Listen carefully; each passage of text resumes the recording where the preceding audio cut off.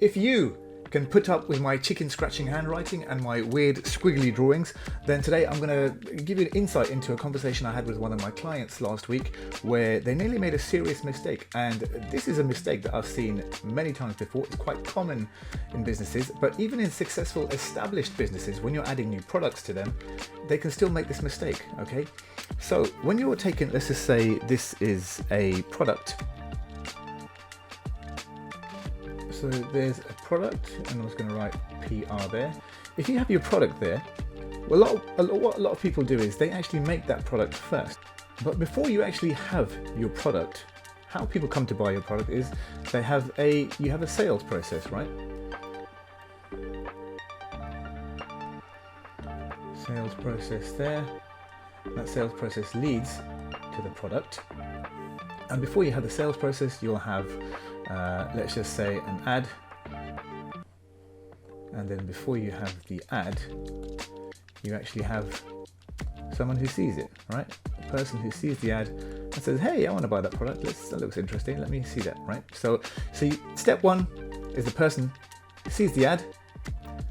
Step two, the ad goes to some sort of a sales process, and step three, the sales process takes you to the product. Now, this is one actual, if you look at the way that this works in real life, okay, it goes this way like that. Okay, that's supposed to be a straight arrow, in case you couldn't tell. Now, this process is a sales process, and it always starts here, most importantly, with the person. Okay, that is the number one thing that has to happen.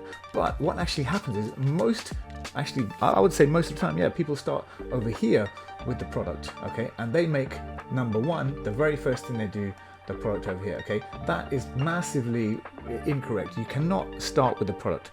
Now, what happened last week is I was talking with one of my clients, and they were talking about some of the things that their product did and how the marketing can't really talk about other things because they started off with the product.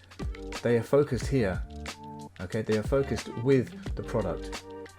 And the product has a certain amount of features. So let's say it has feature number 1, feature number 2, and feature number 3, right? Now these features here, if you focus in on these features here, and then if you start here with this step, you're in trouble because the market always changes, right?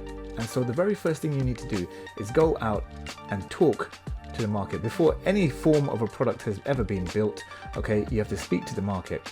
And once you hear from the market, let's just say that's the market speaking, they will tell you, right, we're looking to solve these problems, and they will give you criteria number 1, criteria number 2, criteria number 3, criteria number 4, etc. Okay, and once you do that research by speaking to customers, to prospects, to whoever you're selling into, okay, your ideal, your clients, you have to have that conversation. That dialogue has to come first, and from there, okay, you can get them via an ad. So let's say you can do this via an ad, and you can speak to these people.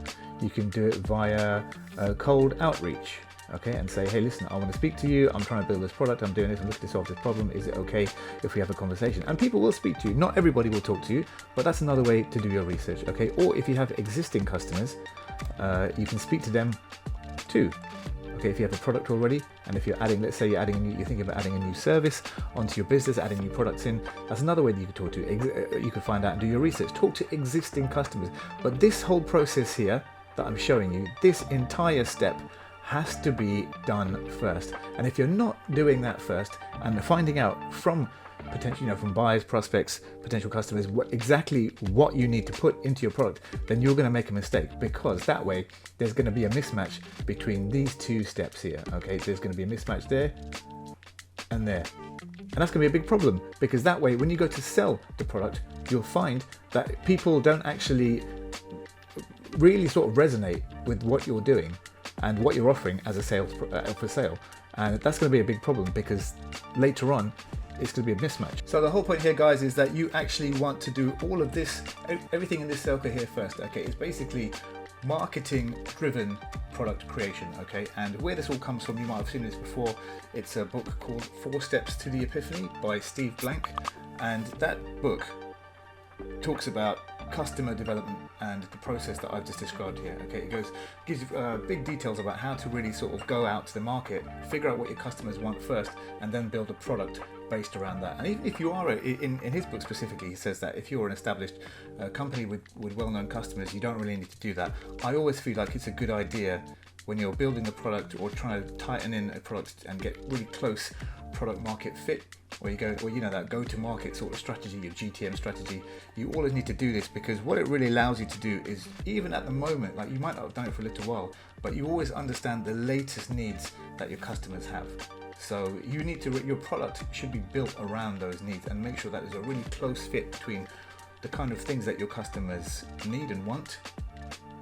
Those things are not always the same. What they want is what they carry in their mind. Sometimes they might need something slightly different, but it's your job to really understand that before you go around and build a product. Okay, so the customer development journey is always should comes first, and then you start with the product development process. Okay, so this is a common mistake that I see all the time. I can actually say this is the cause of many businesses failing and being successful, and this can be the difference between millions of dollars made or lost within your business. Okay, so hopefully that was useful, and thanks for watching, and I'll talk to you again next time.